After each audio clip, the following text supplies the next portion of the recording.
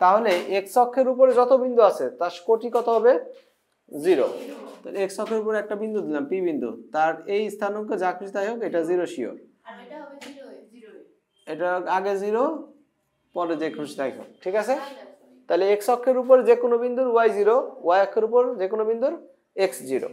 ঠিক আছে, এটা আমরা শিখলাম। এরপর আমরা শিখবো হচ্ছে দূরত্ব নির্ণয়। দুই বিন্দুর দূরত্ব।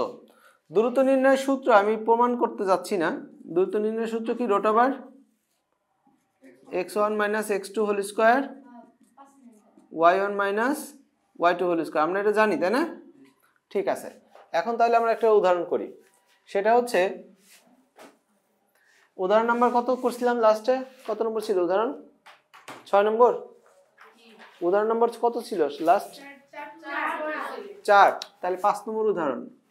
5 নম্বর উদাহরণ বলা হচ্ছে যে PK2 এত ও A34 বিন্দু থেকে